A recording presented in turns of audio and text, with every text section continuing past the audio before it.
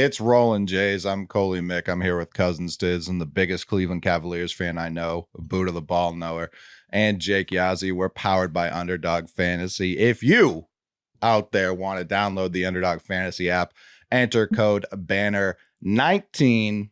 You'll get up to $1,000 in bonus cash. And like I keep saying, if you think the Celtics are going to win that game, you go in there, you look at Jason Tatum's rebounds. That's what you take the higher on. It's every time. Tonight, no KP. We're recording fresh off of the I don't care what the scoreboard said. That was about a 30-point win for your Boston Celtics.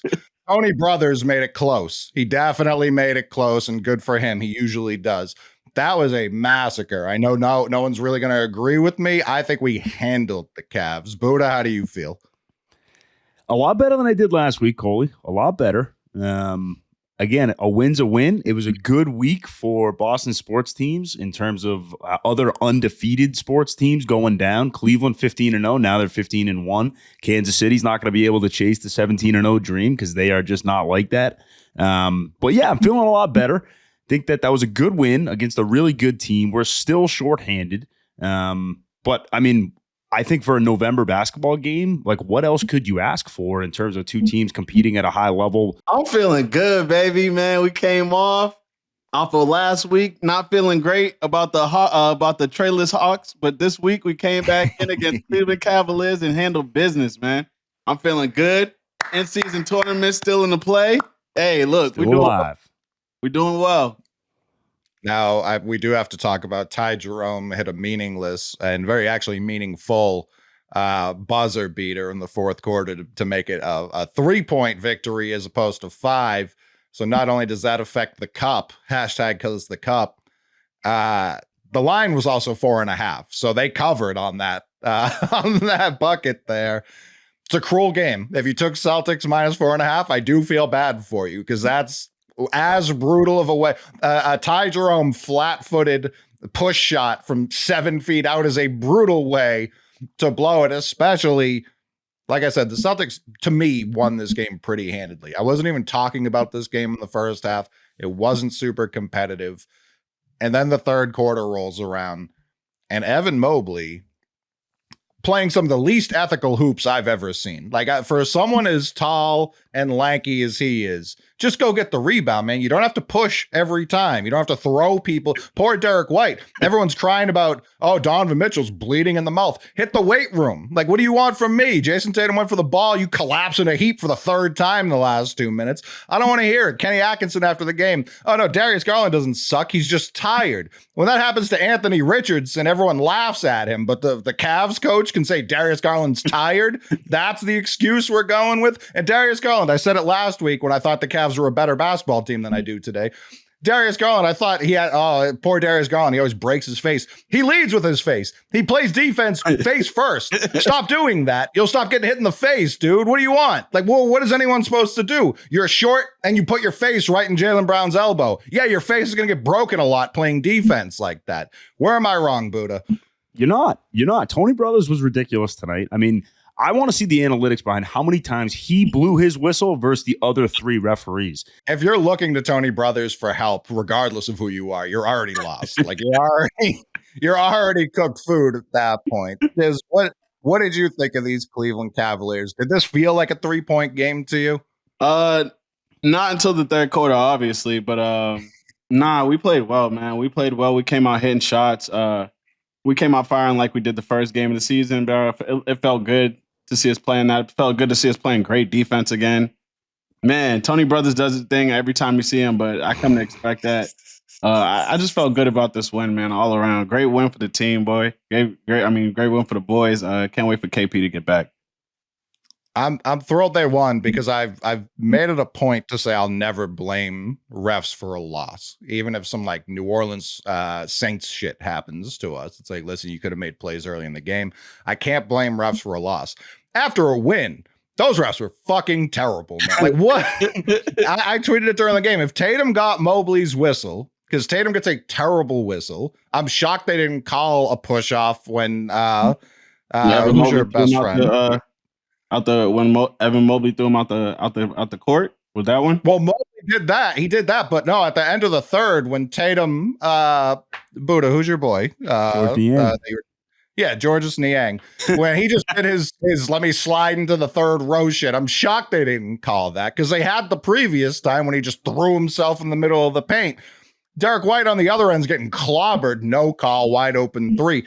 It was insane. Like, that's why I don't think this was a close game. I came into this game thinking the Cavs were a legitimately great team, not a good team, a great team. I leave it thinking they're okay. Like, I think back to 2 years ago when the Knicks smacked them out of the playoffs and Jared Allen admitted out loud that the lights were in fact too bright. They still look that way. The different coach, everyone healthy. I know Isaac Okoro didn't fucking play. I saw multiple Cavs fans being like, well, we were down 3 rotation players. We haven't had our fucking starting center all year. I don't want to hear it. I really don't want to hear it. It's crazy. Isaac Okoro does not change the outcome of that basketball game. He did not. No. I heard that a lot in the during the broadcast, and I was like, bro, this guy's not gonna save Cleveland from this L. Now, Dean Wade might have saved Cleveland. Dean Wade, I mean, every time he plays the Celtics, that's scary. He definitely hates us. He's one of those guys. There was the game last year where we were up like 25. The Celtics clearly stopped playing. Dean Wade checked in, hit like 9 ridiculous threes. They end up winning. Other than that, and game 2 of the playoffs, they don't seem to win just straight up basketball games against the Celtics. Like, that does not seem like a miss or a matchup I'm worried about heading into the playoffs. Either of you? True story. Nah, I'm good. I got a couple thoughts. I got a couple thoughts on Cleveland. I think first off, please. Obviously, and we brought this up last week, like they have 10, 11, 12 guys, and LeVert didn't play tonight. Dean Wade didn't play tonight. Okoro didn't play tonight. And I know that, those guys aren't going to make a big impact, come like late postseason, but Cleveland's got to figure out their rotation. Like, who is their 5th starter, right? Who is going to establish themselves? The other thing I would say is they shot like 93, 95 field goal attempts tonight. Half of them came from Garland and Mitchell. Now, I know your 2 best players should get the most shots, but I think Cleveland is never going to get to where they need to get to unless Evan Mobley is the player who takes that spotlight, and he's the guy getting the ball. They're running the offense through him. Garland had some really bad shot attempts tonight. I thought he had some really poor decision-making. I'm like, dude, you're 6'1", 6'2". Yeah, you're not going to finish over Al Horford. Like, you have to make smarter decisions than that. And I think if your 2 best players are 6'2" and 6'4", I don't know how high your ceiling is. No, it's tough. I mean, Garland used to be the kind of guy that would give us trouble because he's a shiftier guard, could do a lot of dancing on the perimeter. That was the pre-Drew and Derek show. Now that we have those 2 guys, Garland's kind of been in a box every time we've matched up. Again, last year he was hurt, no doubt. But even when he gets Horford on a switch, which happened a lot, especially in the playoff series last year, he just doesn't know when to go up with it. And he ends up throwing up these like nonsense little floaters and not in rhythm. He doesn't feel super confident in them. And you saw it a bunch tonight too. He would get Horford on him. And it's just like, you should be eating, feast. And I know Horford's a tremendous all-world defender. I understand that. But he's a foot taller and 75 pounds heavier. Like, this should be easy work for Garland, and it never is. He makes it more like he'll fake him out and then go back into him, be like, no, I want to make this fair. Please block this shot into smithereens. It's crazy. Like that. This is where I also lose some faith in Kenny Atkinson. Al Horford's arch nemesis is sitting on that bench. Tristan Thompson has owned Al Horford in his career. And I know Tristan Thompson stinks. I don't care. Al Horford dominated tonight. You don't play him 2 minutes, see what he's got.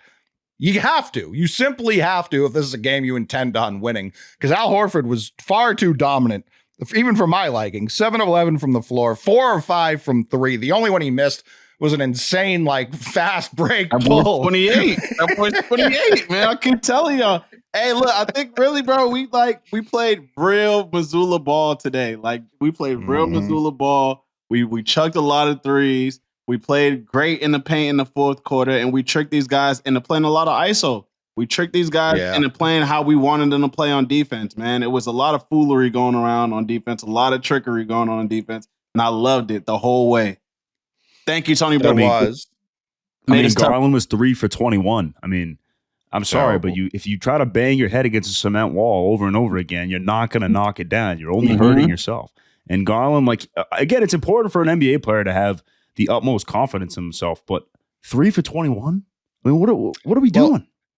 He was specifically 2 of 19. They called a timeout late. It might have been right after the Tatum, the one where he just threw it out of bounds for no reason. And they were like, you got to get him going. Get him going. There's a minute and a half left. What do you mean get him going? This is not the time to get him going. We know where he's at. Go to anyone else. That was crazy. Then Stan Van Gundy. I don't know what his fucking deal is. No one hates the Celtics like Stan Van Gundy. I don't know if he's mad that his brother got a free ring last year. I don't know what his deal is, but anytime he's calling games and the Celtics are there, he goes out of his way to be like, I don't see it. I don't see it with the squad. It drives me insane. Man, you would think too, like you would think Stan would love a team that shoots a shitload of 3-pointers, considering that guy had Hedo and Rashard Lewis and Jameer Nelson. I mean, they just had a bunch of chuckers on those squads. I couldn't believe how many 3-pointers the Celtics. I mean, I can because we're at that point. At this point, it's pretty obvious what their strategy is. They're going to shoot more threes than you, and they're going to make more threes than you, and the math works. It's something that we've kind of talked about over and over again. But I thought first quarter defensively, they were tremendous. Like, you only give up 20 points to an undefeated team. There was clearly, some hype around this game. It meant something to both teams. But if you can hold any team to 20 points or less in a quarter, and they didn't hit a 3 in the first. So, I mean, that's a pretty big difference. But defensively, I thought they were fantastic from the jump. And then you get into that third quarter lull. People, you have to get back from like the bathroom and the concession stand lines a little bit quicker, because the Garden is dead for those first 3 or 4 minutes of the third quarter, and then momentum goes a little bit. That the lead shrinks from 20 to 12. Next thing you know, you're in a 2-possession ball game. So get your freaking popcorn in the first half and get back to your seats. Yeah, the boys started dragging their feet at the beginning of the third, but picked it back up, man. I love how we changed up our shot, our shot taking in the fourth quarter. My biggest thing has always been like, when the threes don't fall, what are we gonna do?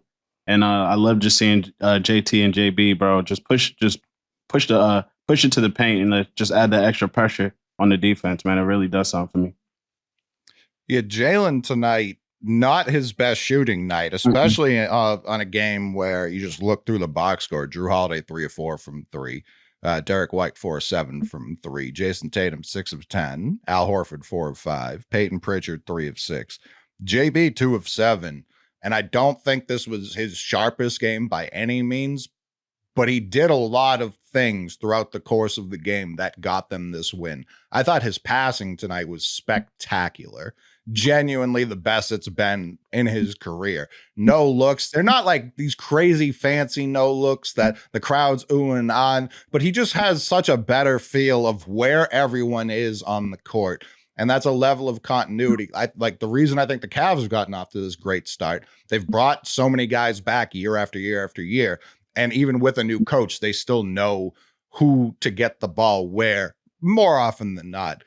Jalen, no one can match us when it comes to continuity, like nobody. So when Jalen's out there adding more to his game, when JT's out there adding more to his game, especially as a distributor, the Cavs for a stretch of this game tried to match us in how we play, and no one's going to win that. Nobody. Like, you'll get a Miami Heat in the playoffs last year, high variance game where they shoot a historic number from 3. And then they're going to try it again the next game and get their doors blown off. So teams wanting to try to play with us, especially when you've got 2 7-footers out there. Thank you. That's all I can say is thank you, because it's just easy for us. Buddha?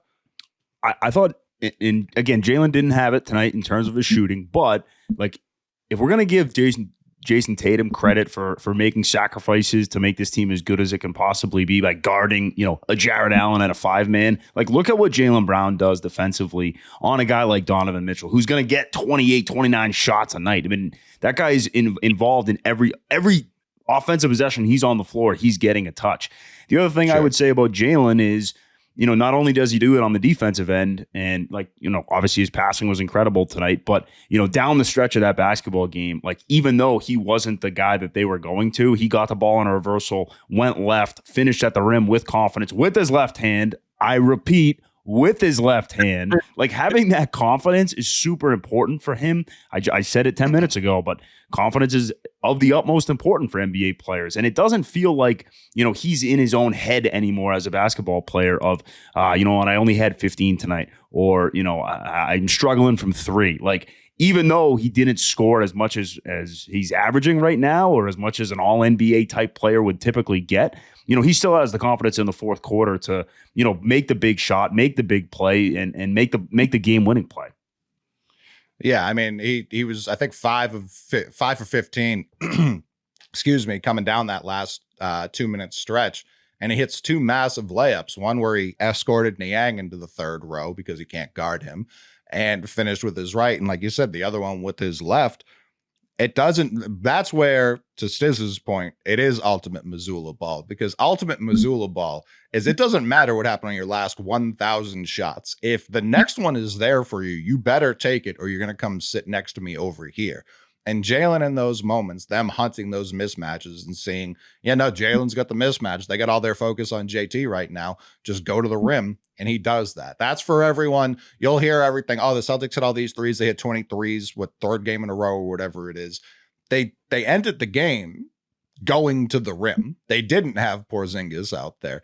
Queta wasn't super effective tonight. It was their wings getting to, even Tatum getting to the rim, big dunk with 2 seconds left on the shot clock. They were attacking, and that's where Mobley and Allen went complete ghost. They had nothing for either of them at the rim, and that's what I love to see. So everyone who wants, the Celtics are ruining basketball, shooting all these threes, tell your 7-footers to do something about it when our 6'8" and 6'7" wings are driving downhill and getting to the rim at will. One time, because they didn't do it one time. Right, Stiz? And it was calm, man. It was calm. It was poised. It was beautiful, bro. It was beautiful to watch, bro. No bullshit. Like, just seeing this, like, the growth from both of those guys from this year, like, from a few years ago, those shots probably wouldn't have fell. And we probably would have lost the game coming back, something like that. And I just love the growth from these boys. Dope.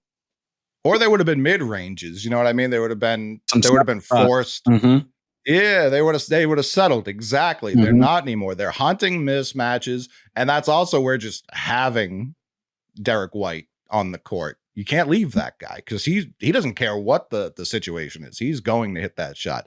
Having Drew Holiday in one of the corners, like, I don't want to leave that guy either. So I have to leave someone on an island with JT and JB. No one out there has 2 guys that they can be comfortable with. Like, all right, they've got those 2. We can all stay home. No one has that. So I saw a lot of people tweeting it tonight, just like, I don't know who's beating this team in the 7. They don't exist. They just simply don't exist. And I hate to break it to you. What are we talking about, bro? It's crazy, bro.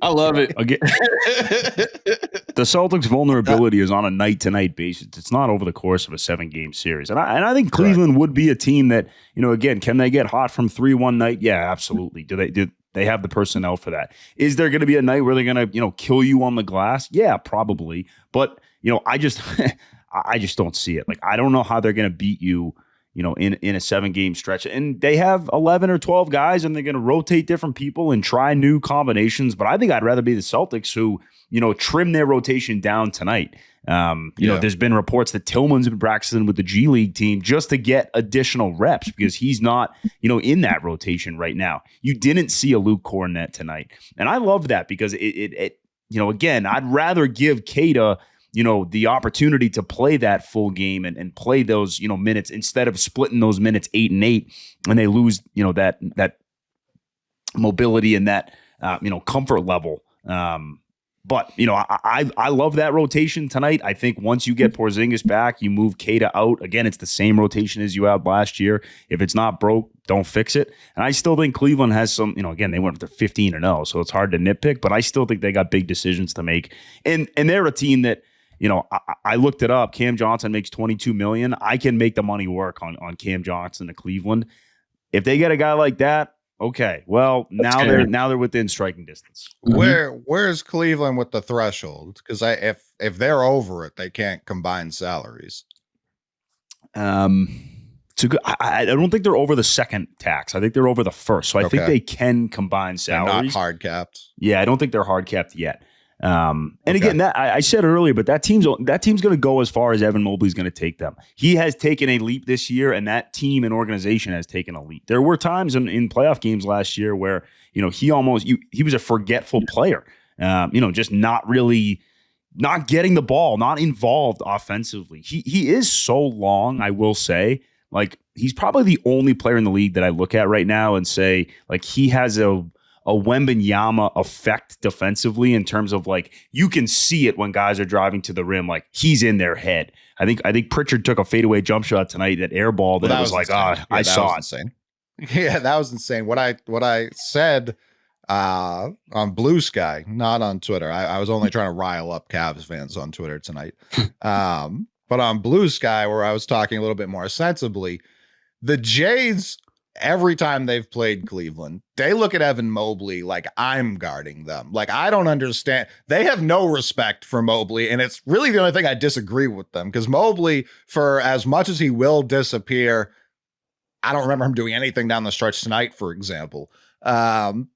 They look at him like he's the worst defender on the court, and I don't know if it's because he's skinny. I don't know what it is, but they do not respect anything about him, and they're typically wrong, by the way. Like, and they usually don't have a lot of success when they isolate against him, but for whatever reason, they look at Evan Mobley like, no, this guy stinks. So I'm forced to agree with them, even if the eye test disagrees loudly about what's going on. Cleveland has multiple guys on their roster too, Coley, where it's like, obviously Darius Garland to start, right? Like, if he's on the floor, you're going to run pick and roll action at him, and that's why he's going to get an elbow in the face, because he's going to be guarding a 6'7" guy every other possession. But look at the other guys that were out on the floor tonight. I mean, Ty Jerome is, he's a Virginia basketball player. I respect any sort of Virginia basketball player on the defensive side. Not in the NBA. You can play in the fucking ACC. This is the Tuesday night in-season tournament. You're 15-0. Ty Jerome's is a player that you're going to attack defensively. Jordan Yang is a player you're going to attack defensively. Even Jared Allen in a pick and roll. Like, I would go at him. So I don't know. And again, I don't think Mobley's a good closeout guy. Tatum was balling by him all night. But still, Cleveland does have the personnel where it's like, I want to attack multiple guys, not the friggin' 7'1" guy whose wingspan can touch both walls that I'm looking at right now. There was a stretch where they would have Mobley try and chase Tatum out to the 3-point line, and Tatum is much stronger than Mobley and would just get by him. And then Cleveland was really screwed when it came to the rim, because now Mobley's behind the ball, which is not what they can afford to have. For people at home wondering if we're going to talk about the win over the Nets, no, we're not. The Celtics beat the Nets. Ball, man. That's just a great game to watch. They shoot a lot. Those young guys are fiery, bro. Cam Johnson, you feel me? Both the Johnsons, Cam and Cam Thomas, bro. Yeah, they do their thing, bro, and then we just win. That's just pretty much how that happened. The Raptors game, we will spend a little bit of time on. Jake, I know you live with a crazy person named Mike Eamon, who we love. I don't know if anyone hates Jason Tatum as much as Mike Eamon. Maybe Jared Carabas, like that. These are the people in our lives, Jake. Who do you think hates Tatum more?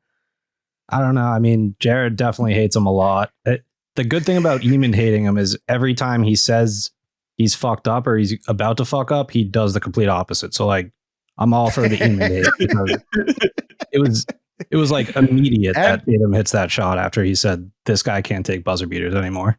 It was great. So fast. We have the Rolin Jays group text rolling along. Obviously, it's a frustrating game. You're playing the fucking 2-11 Toronto Raptors, and Jakob Poeltl's having the game of his life. Can't miss at all. Taking 1950s ass set shots. Like, it was a disgusting display watching everything the Toronto Raptors were doing. And then Tatum at the end of regulation takes a shot that people didn't much care for. It was a wide open look. He got himself a wide open look, and he tried to shatter the backboard. Clanked it. People were furious. People far and wide were disgusted with Jason. He'll never hit a shot again. You can't give him the ball with the game on the line. This fucking choke artist. Fast forward a few minutes. And this is another one where people were saying, Tatum just had to jack something up. There was nothing drawn up. Listen, Jaylen Brown had you could land a plane in the lane that Missoula drew up for Jaylen to get the ball coming over with fucking Davion Mitchell on his hip. But instead, Davion Mitchell cross-checks him into the backcourt. I see Bleacher Report. I see all these basketball accounts, the NBA posting the 2-minute report. Oh, Tatum shuffled his feet.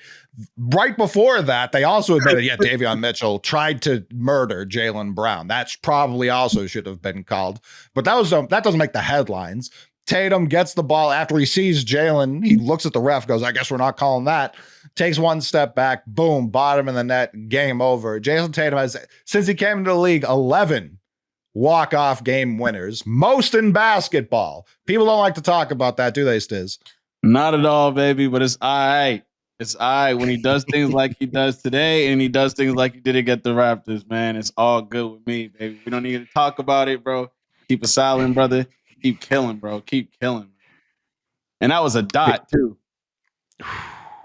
Cole, you brought up the 2-minute report. Like, that's a dangerous precedent. I don't know when they started doing that, but the report comes out and they essentially say, like, Jakob Poeltl should have been called for 3 seconds.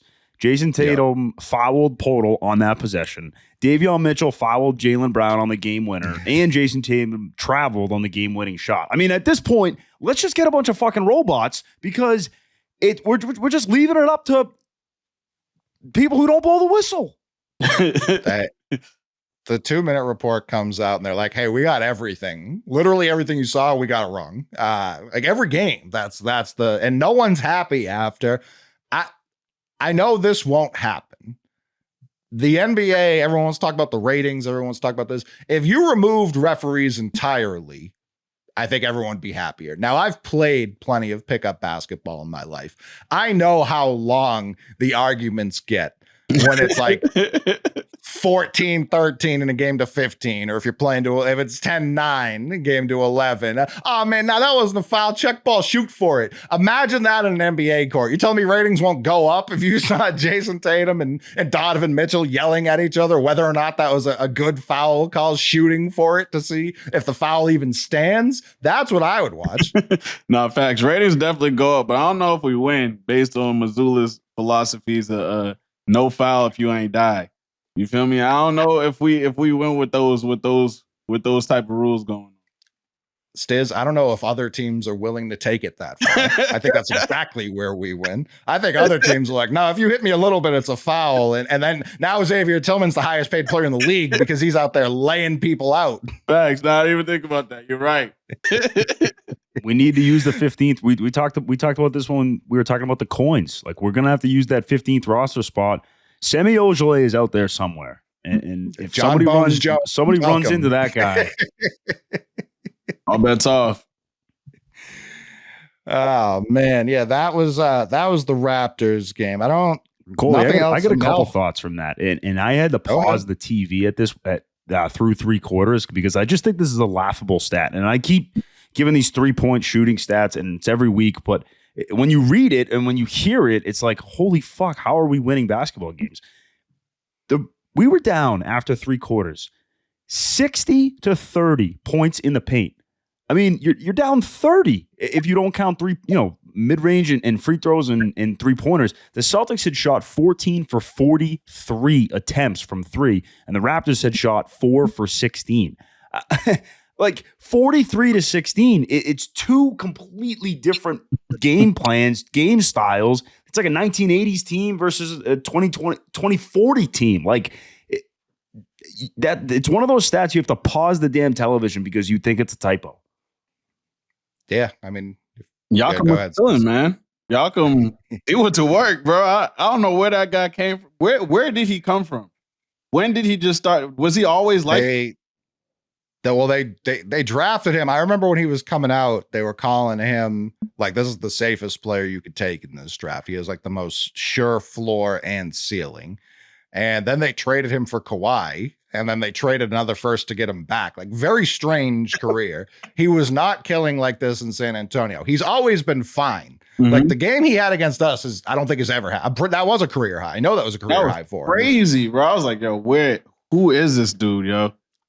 I didn't like any of it. I didn't like ones. Someone else went off for them. Oh, fucking RJ Barrett went off for them too. Yeah, he was hit one of those. I was like, bro, what's going on, bro? he hit that game winner against us when he was on the Knicks. He hit that same exact 3 in this game. Luckily, there was a lot more time left on the clock, so it didn't drive me into a murderous rage like it did the last time he did it. But yeah, 4 of 16 is simply not enough. And I know Quickly didn't play, and Scotty Barnes was, I don't know what he was, he looked like a preacher on the sideline. Like he looked like Scotty Barnes. It was crazy. You know what I wanted to bring up was you can tell how big a game it is for the Celtics based on Kristaps Porzingis' outfit. We play Golden State. He comes out. He's got a 3-piece suit on. Did you see him tonight? He's got a friggin' tuxedo on, whatever it was.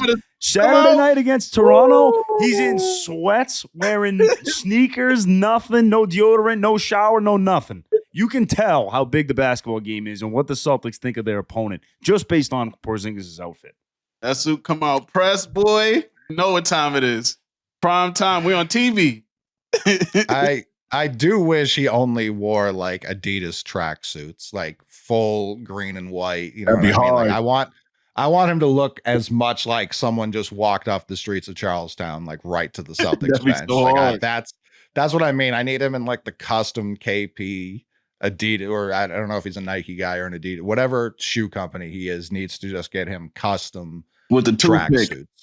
Straight up. Yeah. Yeah. And he's reading a newspaper. Like he's barely paying it. He's smoking a cigarette for some reason. He's just like glances up every once in a while. He's just like, good job, Al. And goes back to it. Small point, little point. Is Al averaging 20 over his last 2 games? That's what it looks like, which is crazy. He took some shots. He took some shots in that Toronto game where it was like 17 seconds on the shot clock, 1 pass to Horford. He's cashing a 3. It's like I cannot believe some of the shots that guy takes, the confidence that he has at this stage in his career when he wasn't a 3-point shooter earlier in his career. Also, I really believe the Celtics listened to us. 2 points on that. 1, Neemias Queta. I said last week, I was like, oh, well, Horford didn't learn to shoot a 3 until the end of his career. Well, Neemias Queta threw up a 3 in overtime. Neemias, that was not what I was saying, dude. Like, come on. Like, that is not what I was trying to get across. Neemias Queta throwing up 3s. It was an open, listen, it's Missoula ball. If you're open. Missoula definitely told him, shoot it. But Al Horford, real quick, Al Horford, 38 points over his last 2 games, 9 of 15 from 3. Like, what? If you're another team, there's nothing you can do about that. Genuinely nothing. Baby. It's one thing to go up against a Tatum and a Brown. It's another thing when guys like Derek White, Peyton Pritchard, Al Horford are killing you. The other thing that I really think the Celtics did listen to us on, and I don't know if you guys noticed this tonight, and Cleveland did the same thing. It was the end of the second and end of the third quarters. They did not go for the 2-for-1, and they had the time to do it. Mm-hmm. Tatum ended up getting a wide open fucking 3, and Cleveland didn't score at the end of the half, and you went up 3-0. Funny how that works. Cleveland did the same thing at the end of the third. They could have rushed to get a bad jump shot if they wanted to, but they didn't, and they got a bucket out of it. It's like, I really want to see the 2-for-1 analytics because, and I really think the Celtics are starting to listen. We're starting to gain. We're starting to gain some following people. Bro. Some of the things that we said directly affected the game on Saturday and tonight. I love that, man. I'm clapping it up. Rolling J's pod. We killing the 2-for-1. You know what I'm saying? I love that. Yeah. Tatum tonight, a light 33, 12, and 7. Tried to kill Donovan Mitchell at the end of the game. He was just fed up. Thoughts and prayers to Donovan. He did. Completely insane foul that I will defend no to reason life. for it. I tweeted out, I thought it looked like a push off on Mitchell. I thought they were going to review that. They didn't. I don't know why. Like, he was angry. They'd even said it while he was shooting his free throws. Like, no one's happy with his officiating crew. That's how you know it was truly ass from all of the stripes tonight. Everyone was furious at the end of the game. And then Donovan Mitchell sits up, mouthful of blood. Like, I thought me and JT were cool. What the fuck was that? Three brothers were just ready to go home. They didn't even review it. It was just like, bro, like let's just get this going, man. Crazy they didn't. I thought Tatum legitimately was going to get tossed. I would have disagreed with it, but I thought it was going to happen. They didn't even review it. Like, I don't know what that was all about. I mean, I don't blame Mitchell for laying on the ground, because if he gets the flagrant there, they get the free throw and the ball. It was a 5-point game at that point. Like, dude, I would have laid on the ground all night. I also think that, like, when the trainer comes over and says to Mitchell, like, are you all right? Like, he probably just looks up at him and is like, dude, I just need the fucking flagrant. Like, just let's milk this as far as possible. Like, I'm going to bite my cheek so that there's, blood coming out the left side. Like, that was not a flagrant foul. Was it a stupid foul? Yeah, absolutely. But it wasn't a flagrant foul. I just thought, based on they had been both teams had already been yelling at the refs. B, it was certainly excessive, like certainly excessive contact.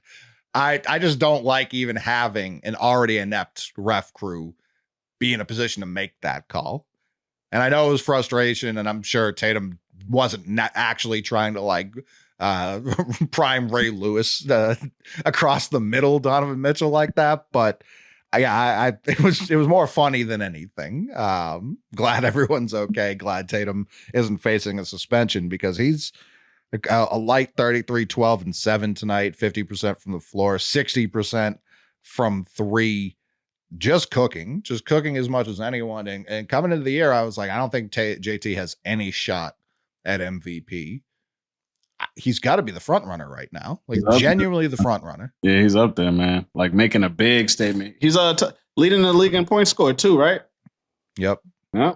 Bro, he's up keeps there. going back and forth between him and Fox. I mean, it kind of depends on who plays, but going into the night, like, and Tatum got a lot of shit for his jump shot in the postseason last year, and obviously in the Olympics as well. But he's right around the 40% mark right now, and he's got a higher 3-point percentage than LaMelo, Trae Young, Klay Thompson, Luka Doncic, Devin Booker. So, like, would anybody tell you that those 5 guys are bad shooters?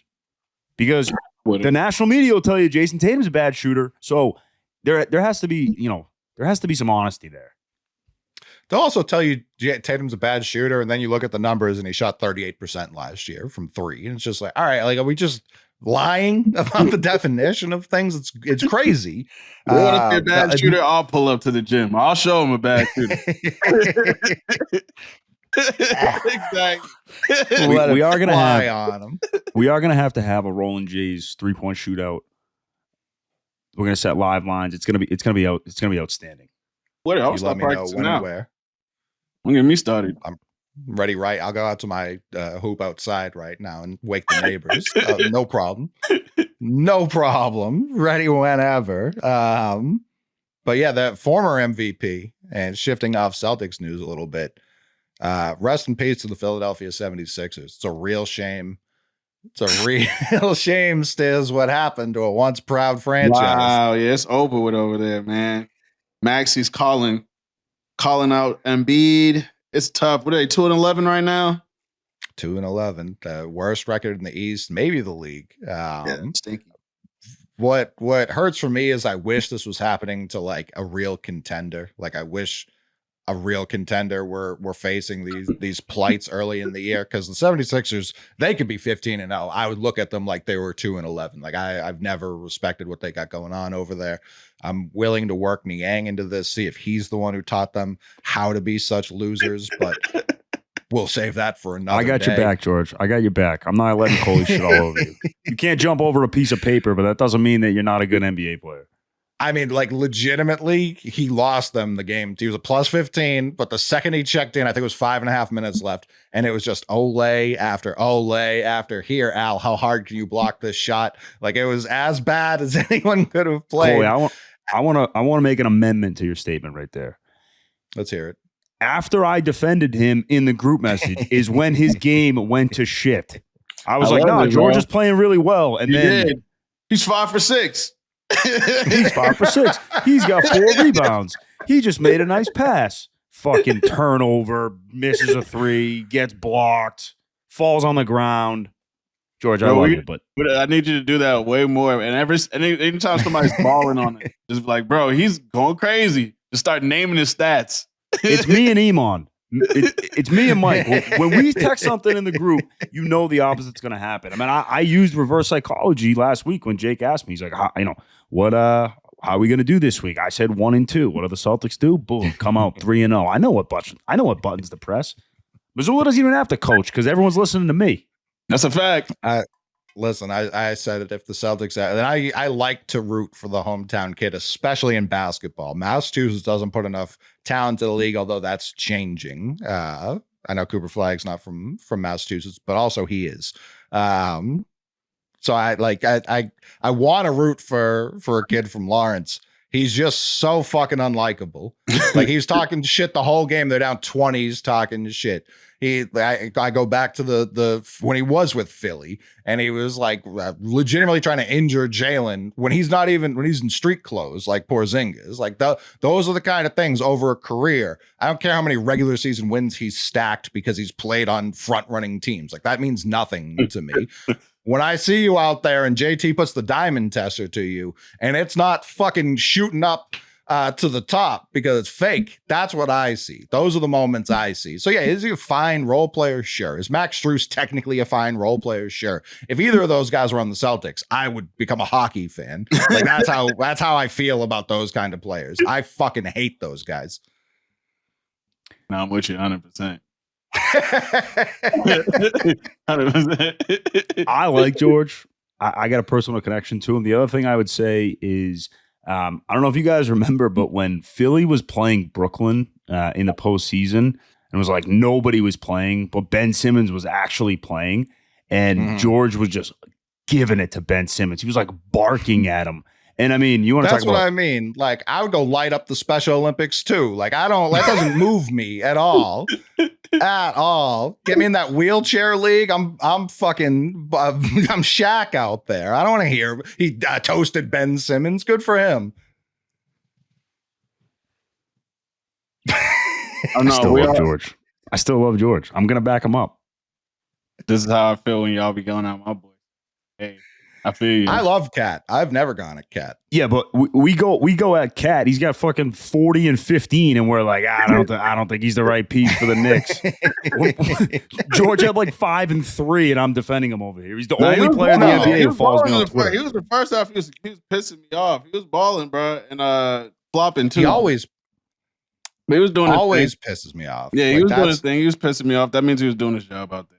Correct. This is just he knows his role and he plays it well. That doesn't mean I have to respect it. 100%. I put all my notes down. What a lame thing to write. Niang gave them a really nice boost. Multiple assists, footwork, hitting threes. Like, what the fuck was I going to say with that? Yeah, I take back the respecting his role. He stinks and I hate him. I should have stuck to my guns. That was just brutal. I'm thrilled he plays for the Cavs. When they got him and Strus, I was just like, this is so annoying. Karras also, I don't know what we did to Karras LeVert. He turns into Michael Jordan every other game. So I was thrilled when I saw he wasn't playing tonight. Facts. No facts, bro. I don't know what it's about. It's a bunch of guys, bro, that just got it out for the seas, bro. And I don't know if it's because we won a ship, but I feel like it was even before that, yo. It's like right. These guys with like just the third, fourth option come through trying to score 40 on us every single game, bro. Crazy. It's annoying, but we started talking about the Sixers, and I took us on a detour to shit on George Niang more. The Sixers had Tyrese, and what I haven't seen anyone report this. Again, I haven't been on his Twitter as much lately, so maybe this was talked about more. Embiid and Shams are like boys. Like before he won the MVP a couple years ago, he had that long sit down with Shams, like crying, being like, "I deserve it. It's my time." Da da da da. So Shams breaking this story tells me Embiid told him this happened. That's how this happened. Embiid, because also in the story was Embiid being like, man, I don't know what the fuck we're even trying to do on offense.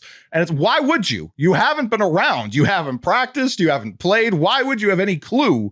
This team has the opposite of the Cavs and Celtics, no cohesion. They've never really played together. It's a pretty new team, all things considered. And yeah, they stink because of it. They're telling Nick Nurse to coach him harder. And Nick Nurse is probably like, if I coach Joel Embiid and Paul George harder, they're going to fall apart by Boxing Day. Like I can't coach these guys harder. That team is screwed. They've got no shot. Yeah, man, I feel kind of bad for Tyrese if he's saying that he's like not pulling up for anything too. You know what I'm saying? Because like that doesn't help with the continuity, obviously, bro. No. Like if you're not going to be there to practice, at least be there for practice. Like help the young guys out and at least show us where we need to be on the floor. At least give us these tips of what you're doing. You know what I'm saying? And, you know, just be there, being present, man. If we're trying to build, you know, winning routines, bro, and trying to win, bro, like that's the only way you could do it. If you're not going to be there physically on the court, you gotta be present. This just makes me think of two of my favorite movie characters of all time. Julius Campbell, Gary Bertier. Attitude reflects leadership. And good for Tyrese Maxey for calling out Embiid. It's one, if you're hurt, okay, I get it. That's one thing. It's another thing for your negative attitude to impact the organization. And they are talented enough with or without Embiid to make the playoffs. And, you know, Maxey is an all-star, right? He's a borderline all-NBA type talent. You have an elite wing in Paul George. I don't think that he's a top 10 wing anymore, but he's close, right? I mean, he's a good player, and they have other battle-tested veterans. And by the way, they have a championship head coach. So someone needs to look in the fucking mirror and say, what's not working here? Because I think it's the guy who's sitting out. And I mean, if he took the hit that Donovan Mitchell took tonight, he would be out until he's still friggin' Valentine's Day. and he's there's still they have to play around his corpse to finish that game tonight. He'd still be laying there. It'd be crazy. You think he's staying in Philly? Like you think the Embiid show is going to be over after the season? I don't know who in their right mind, other than the Lakers, because they don't do things in their right mind. I don't know who would trade for him. Like, I have no idea who would want. They just extended him for no reason. Right before the season, they extended him. True. Yeah, so now I take you can't. Which was insane. What's the point? And the Paul George contract, I call it out. Everyone's just like, oh, you hate the 76ers. It's always tell me I'm wrong in the moment. And then when I get proven to be right, everyone's fucking silent. Paul George was the freest of free agents. Nobody wanted him. Plenty of teams have cap space. No, the Spurs, no thanks. Nobody wanted this guy. He only went to the Sixers. They gave him a 4-year max. Good luck. Like that. You have two of the worst contracts in the NBA. They're actually ruining like a very important part of Tyrese Maxey's career right now. That's why he's pissed off. Yeah, damn. You can't even get rid of them, bro. They're there. No. That sucks. No. I saw somebody on Twitter was like, I think Embiid at this point in his career is what Shaq was to Phoenix. Like, you know, he's just not the same player anymore. And I don't think he has the ability to play, 38, 40 minutes a night, both ends of the floor.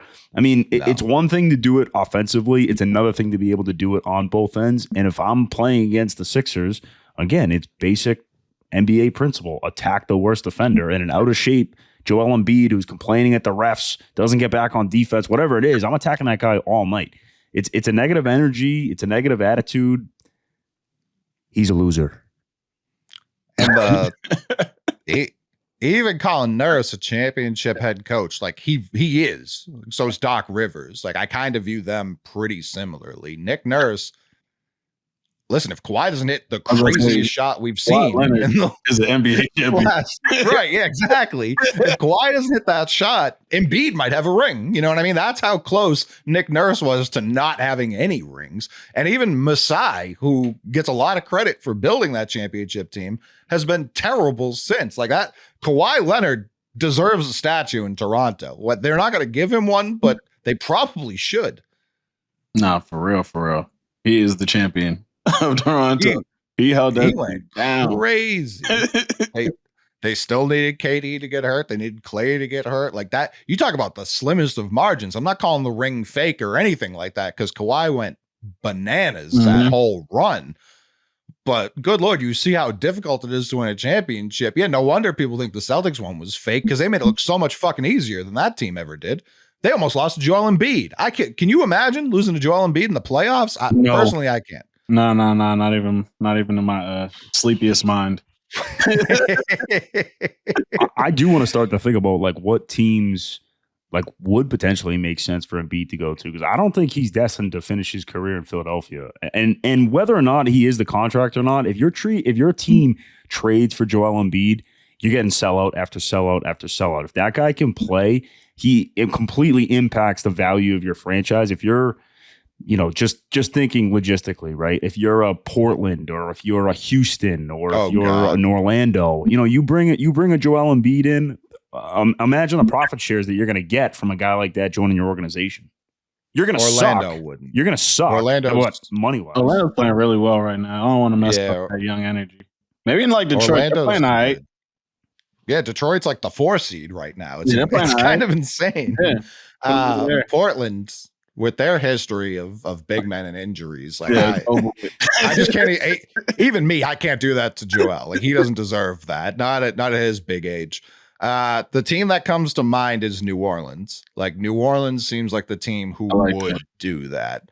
Like a Zion and someone for Embiid trade might end up being like the most inconsequential trade that ever happened because neither of them end up playing. Like that feels like there isn't a medical staff less equipped to handle Zion Williamson than the Philadelphia 76ers. Like that would only go poorly, but I could see New Orleans because they take wild swings at shit. I could see them doing that as like, maybe this will work. And then it just doesn't.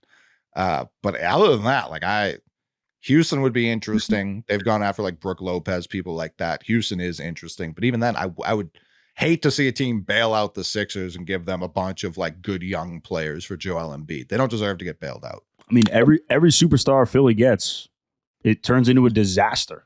I mean, James Harden flunked out. Ben Simmons flunked out. Embiid is on his way. Paul George, that contract's going to be a disaster. I mean, would you rather be the Philadelphia 76ers or the New York Jets? Oh, damn. What's the third option? Damn. Yeah. I don't know. I don't know if I have one. Like the fucking Colorado Rockies, like Boston Bruins. The Rockies, you'll see some dingers. Like even if they're not from your own team, like you live in Colorado, like there's plenty of benefits there. That was a lot of heartbreak, Jets, and that's a lot of heartbreak. It doesn't get any worse than those two. I would say the Jets, just because like they had expectations coming into this year. Historically, they never have expectations.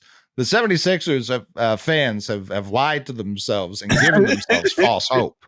That would be way more crushing. Like being a fan of a bad team. Like we're all watching the Pats right now. They fucking stink. It's so easy to watch the Patriots right now. You go into every game. You go, does Drake May look good? Yeah, he does. The rest of the team still looks bad. Yeah, they do. They lose. And it doesn't matter. Like I feel nothing when the Patriots lose right now. Nothing at all. When I see people getting like very upset about Gerard Mayo and stuff, I'm like, who gives a shit? Like we stink. We stink right now. Calm down. When the Celtics lose, I like have to call hotlines to like calm me down. You know what I mean? Like when you have expectations, it's the worst when you lose. When you just stink, I actually enjoy the Patriots right now because it's like, all right, this is my calm time. Like I'm still watching sports. It's like, it's like being on Suboxone when you're quitting heroin. It's like, this is nice. Like I'm calm right now. This doesn't bother me in the slightest. Oh, we're getting drummed. No worries. Christian Gonzalez looks sick. Cool. Like, in a couple years, I expect that to change. You know what I mean? I don't want that forever. But for right now, with like the Red Sox driving me insane, being 500 when they should be much better than that, that annoys the fuck out of me. The Bruins, I don't care about. They fired their coach today. I'm sure people are very interested in that storyline. I can't speak on it. The fucking Celtics, like it's a championship window is open. It's go time right now. We may never have it better than this, like genuinely. Right. So I'm trying to appreciate it, and every game means everything to me. Patriots are like, all right, I can take a breath. I can clean the house. Like, oh, watch it play. Oh, Drake May threw it far. Leave the crib, come back. Yeah. Walk the dogs. Like, it's, oh, man. It's we had Tom Brady for 20 years. It was 20 years of being at the top of a roller coaster the whole time. Like, please, God, don't let me get me stuck up here. I can't believe how many players, and I really do like. I feel like, going into every season with the Pats, like I know all 53 guys on the roster. Like I'm big into it. Like I love that stuff. I can't believe how many fucking guys I have to Google nowadays. I'm like, dude, who the fuck is that guy? Like Taki came out of nowhere. He's wearing number 16. I'm like, dude, who is that guy? And when did we get him? Yeah, bro, the good old days, bro, when you could just be like, nah, number 44 or whoever. It didn't matter what it was. I just know this guy's first and last when he was born. Like, yeah. The college he went to, what sport he played, because it wasn't football for some reason. Like, well, all of it. We knew everything. Great, bro. Good times, bro. I did have to Google one guy tonight, and that was Sam Merrill. I didn't exactly know what his story was. He was a Celtic. It was Celtic Sam. Did not know that. But I thought it was interesting. He played at Utah State. I Googled it. He played there with Neemias Queta for 2 years. And I think someone said on the broadcast that he used to tell Neemias that he had to shut up on the court because he was so loud and he would get teed up. He was just talking to his own teammates, but refs would just tee him up. Like, I love Queta, but he almost feels like a guy who's like still growing into his body, like doesn't know how big he is. Yeah. Cole, you can attest to that, right? For sure. No, he definitely, like, he's missed some dunks this year because it definitely seems like he has no idea, like spatial awareness. That's the toughest thing growing into your body. Like, you're 14 and 6'4", you have no idea like how large. I still don't know. Like, I have no idea how much. It's not only until I'm around other like NBA players am I like, all right, now I have a general idea how tall things are. When I'm just walking around with you people, no clue. No clue what anything is. Like, it's tough. So I very much relate to Queta growing into his giraffe body. You talk about like spatial awareness with Queta. Like I actually thought, like, offensively, I don't think he did bad things tonight. There was once where he just like jumped up and then jumped and then came back down with the basketball. I was like, fuck, I forgot the pass, which I thought was funny. But every time Queta sets a screen, like the team is very susceptible to, like, they will trap Tatum or they'll trap Derek White and then they have to dump it to Queta. I actually thought he did a pretty good job tonight of like being in the middle of the floor and being like, okay, I'm going to make the smartest decision for the team, whether it's finding the guy in the corner, kicking it back out, re-screening. Like, I thought Katie's decision-making was a little bit better tonight. Defensively, where I think he has a higher ceiling, I thought he was terrible tonight. Like, they attack him. He was on the floor for that third quarter stretch. He really struggled. And there was one play where he was guarding Jared Allen, and Jared Allen, like, hit him with a fake exactly where the hoop wasn't, and Queta like completely bit on it, and then he just laid it in with his left hand, and it's like, dude, the fucking rim is over here, not over here. Like, defend the rim. It seemed like he was getting a little bit more comfortable offensively, but I don't know where he was defensively tonight. He did seem a little lost. I think it was the lights are too bright. I mean, you feel me? He's getting a lot of those minutes. So he had a Jared Allen moment of the lights was too bright today. All right, so we'll bounce back. You feel me, Queta? We believe in you, baby. Don't even worry about it, man. You feel me? Just keep getting those minutes, keep getting that experience, keep getting more comfortable, bro. He'll figure it out. I actually do think he has a higher ceiling on the offensive side of the ball. I know he has like the build, the 2K build to be a defensive menace. If he can just learn some like Roy Hibbert verticality and be average on that side of the ball, I don't need him volleyball spiking every shot. I don't need him chasing blocks. I actually almost want the opposite, so he stays in position more. Just be in the way. That's all you need to be. Offensively, I think he could be a real weapon and a different look than what they have when KP and Al are out there, because he doesn't, as much as he wants to, extend it to the 3-point line. But when he's out there catching lobs, I do think he has some decent touch. He started the year like 7 for 7 from the free throw line, something like that. I know he had another one tonight. Like, I do think he can extend that 15 feet set shot. Not that I want him taking multiple a game, but I could see him becoming more of an offensive weapon as he continues to grow. What he needs to learn, because everyone's going to be looking for it, when he sets a screen, he can't turn into a tarantula and go all limbs and knees, because they're going to call it like they did late in this game. They're going to call it every time. Just get out there. The skinnier you make themselves, even if you move a little, they're not going to call that. When you get outside your body, they're going to call it every time. And that's, if he learns how to screen, game over. Yeah, man, because he's super explosive, bro. Like his athleticism is something that we haven't had in a little bit. So yeah, we definitely are going to need that in the rotation, especially with Al, and when KP gets back, the look it gives us there, it's going to be fire, man. But I just need him to get more comfortable in those minutes. I did want to ask you guys, because I think it's important to check in on this throughout the course of the season. Tonight they only played, and again, this is without Kristaps, but tonight they only played one big outside of Al Horford, and that was Neemias Queta. If you were the Celtics, right, and you could only choose one big man out of Tillman, Queta, and Kornet for a playoff run, who would you roll with for this upcoming playoffs? Depends on the matchup, doesn't it?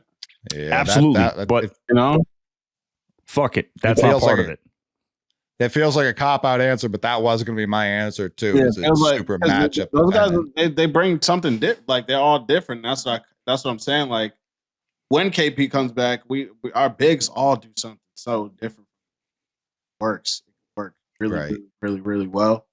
But I think that'll all be just situational. Yeah, I know that's a cop-out answer, but like Coley said, I think if we have to pick one, I think Kornet has like the highest average out of the three of them right now. He can't extend it, even though they showed him pregame shooting threes, and every NBA player can hit threes when no one's covering them. But I think his passing, his activity around the rim, he is the tallest American in the NBA. People don't like to talk about it, but it's true. Like just that size. And he was part of it last year, where Tillman obviously had his moment against Dallas, and Queta didn't. I don't think he dressed for any of the games, unless I'm forgetting something. But I think Kornet right now would be my answer. Like you said, we're going to keep checking in on it. If Queta can keep developing offensively, I do think that would change the answer for me. And I haven't written Tillman off yet either, but I do think he's clearly last today. You guys are 100% right. It is matchup dependent, but Coley, you kind of just nailed it. Like Kornet is as steady as you get. Like you know exactly what you're going to get from that guy, and there are nights where you're going to look at him and say, "Hey, he's outmatched," and you know he doesn't really have an answer for the opposition. But Queta's ceiling is so high, his floor is so low. Like he's a volatile player, and I love that Joe is giving him the opportunity to play with guys like this to build this experience, because I don't think Luke Kornet is developed. He is what he is at this point. You know what you're going to get. And, was this a big game for the in-season tournament? Yeah, absolutely. But, was this an end-all, be-all? I think Donovan Mitchell said it. No championships are being won tonight. So I would rather give these minutes to Queta, now, and let him play in November, December, January, especially while Porzingis is out. I don't think you're hurting Luke Kornet's feelings. I don't think you're hurting Xavier Tillman's feelings if he's going down to the G League to get reps, right? But ultimately, it's a good problem to have that you have multiple different big man options, that 3 different shapes and sizes and 3 different, options that you're going to have for different matchups. Yeah, and I do view it, as much as Donovan Mitchell wants to say that, the Cavs played this like it was a playoff game. The Queta minutes alone tells me Missoula played this looking forward to these playoffs with everything you just said. If Queta fails tonight, I think Missoula loves that. He's like, this is a teachable, very Belichick. Like, how can I still teach even off of a win? And that's why I view Missoula looking forward and the Cavs looking at tonight. That's how they viewed this game versus Missoula, who's keeps his eye on the prize. But you bring up Porzingis. It seems like he's super close to coming back. How do you guys feel about that? And Stiz, I'll start with you, because take your time, big fellow. Like, I know you're itching to get back out there, but take your time. Yeah, man, he can take his time, bro. Like, I love Queta developing these minutes, man. Like, I love it, bro. Like we said, bro, like his potential is so high, bro. And I haven't seen something like this since Rob, personally, for me. So I'm excited. for him, and I'm just juiced for him to get these minutes, man. So, and KP could take as much time as he sees. He could take as much time off as he wants. This team, bro, we're balling, man, and I want him to be as healthy as he is, as possible. Come playoff time. So, to get it, keep rolling, bro. Keep it rolling, brother. I think Porzingis is a really interesting case study because I think when the injury came out initially, everybody read it and was like, I have no idea what that means. Again, none of us are medical professionals and far from it, but the announcement of what happened to his ankle or foot or whatever was like, I could Google every single one of those words and I'd be more confused after Googling it than I was beforehand. He's also 7'3", and it's really hard to when you have a foot or an ankle injury to come back for that. So I don't think anyone knows the expectation of how quick it's going to take him to get back. But, obviously if he's healthy enough to be able to, go up and down in a G League, a G League practice. And then the other thing is if you saw him on the floor warming up tonight, I don't know if you saw these videos, he looks freaking ready to go. Again, within reason, but he's bouncing around, he's moving back and forth.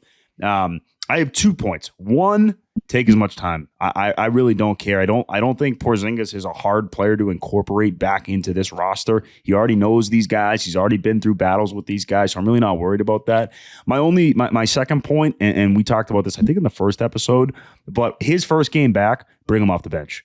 I want it to be in the Garden. I want him to come off the bench. And I want the whole fucking place to get on their feet and get loud like a WWE entrance because when I think back of that championship run, there were goosebump moments, but Porzingis coming off the bench in game one was like, holy crap. That was what a moment. It was beautiful. But he has a luxury right now, bro. He has a luxury with winning, bro. The C's are rolling, bro. We're playing great Bazula ball, bro. He's not in a rush.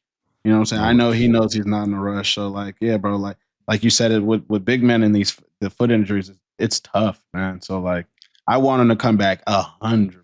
Bro, because a lot of these guys end up rushing themselves back on the court and then end up more injured than they were in the first place, man. And I we don't need that. He doesn't need that. He knows he has as much time in the world. We're rolling right now. We got bigs, and we're developing Queta, bro. There's no time. There's no reason for him to rush.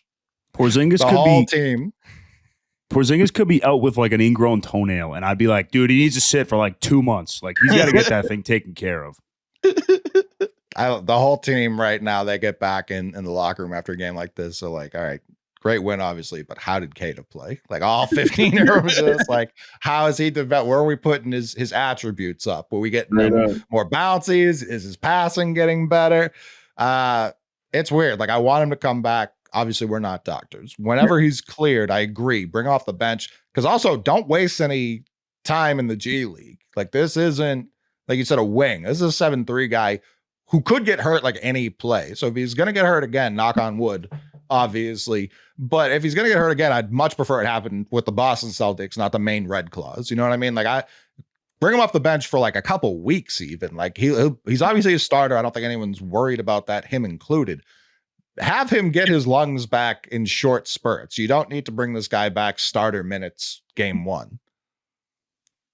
No, absolutely, bro. Go ahead. Buddha, my bad. No, you took the words right out of my mouth. We got 3 games before we record next time.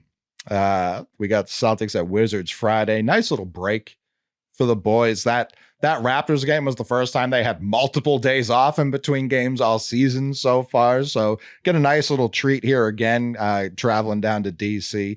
And then we come back, 2 Western Conference teams on a back-to-back. I love when they give you 3 days off and then they make you play 3 games in 4 nights over the weekend. Love it. Good job, Silver. Don't change a thing. Playing the Wizards Friday, then we come home.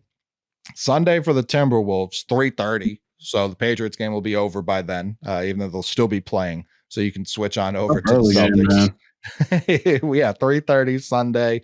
Timberwolves. That Ant loves playing against Jalen and Tatum. He absolutely loves that. So that's box office right there. And then Monday night, the Clippers come to town. Old Jimbo Harden and the fellas come to town. Let's start with Jake. Jake, what do you got? I'm going to stick with 3-0 here, Coley. I feel like it worked really well last week. Looking for a big win on Friday, point differential wise. let's just go beat the Wizards by like 30, get ourselves back in the race for the cup. Are we playing back-to-back cup games? Yeah, Friday night. Wow. Oh, yeah. Ooh, NBA yeah, we Cup. gotta smoke them boys then. Oh yeah. Jake may Wow. or may not have had an alternate line bet for the Celtics tonight. Oh, no.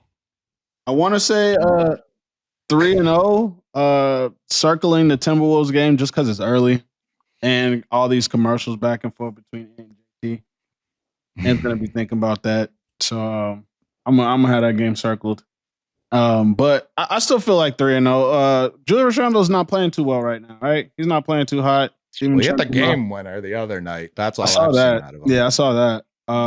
But besides that, not playing too crazily. DiVincenzo's still trying to figure it out, but I know we're still gonna have to deal with Ant down there.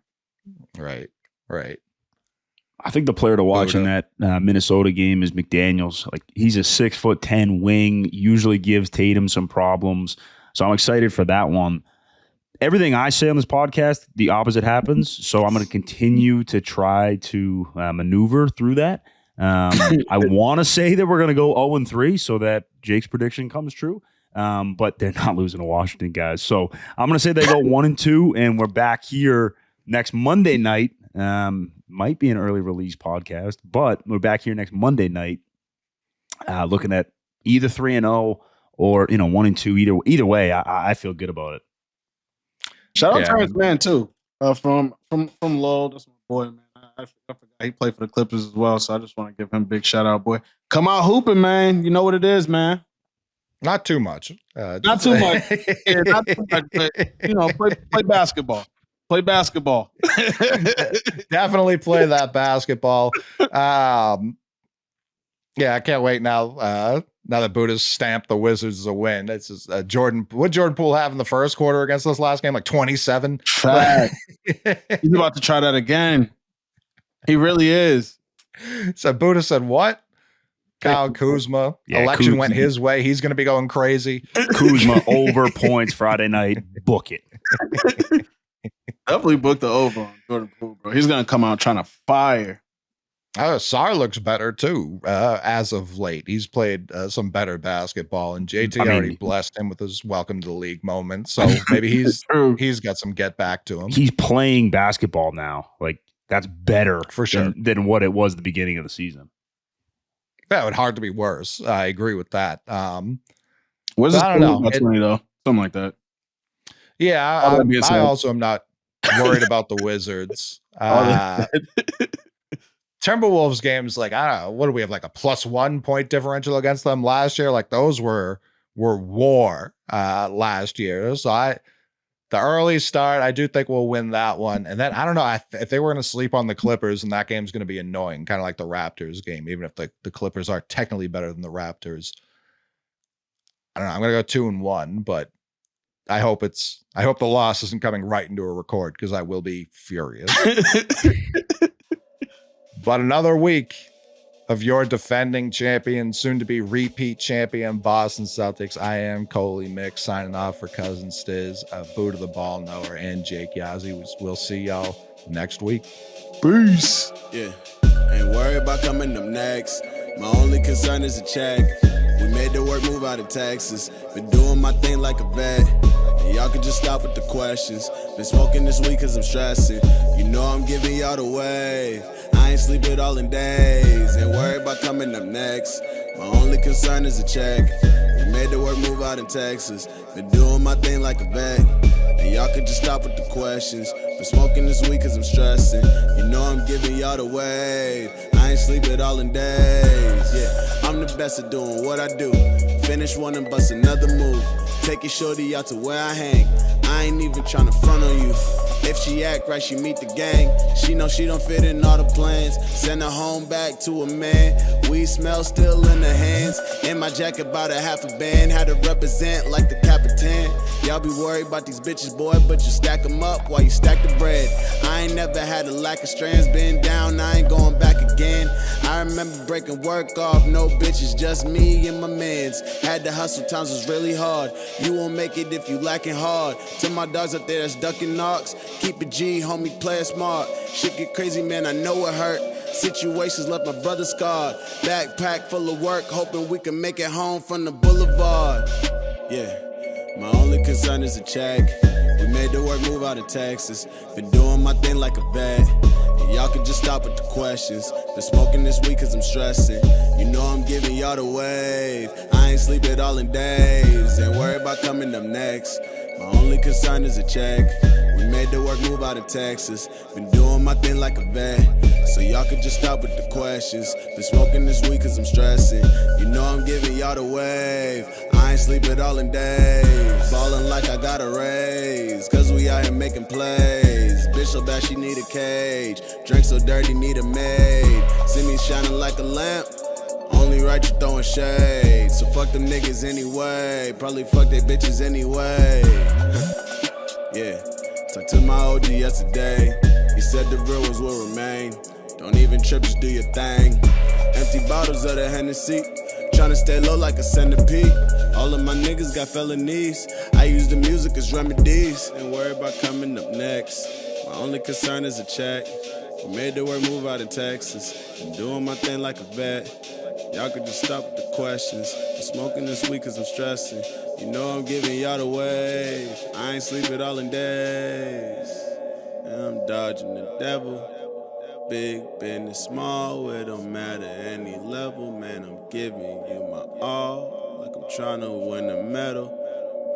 Yeah. Foot on the pedal now, dodging the devil. It don't matter any level, man, I'm giving you my all like I'm trying to win a medal.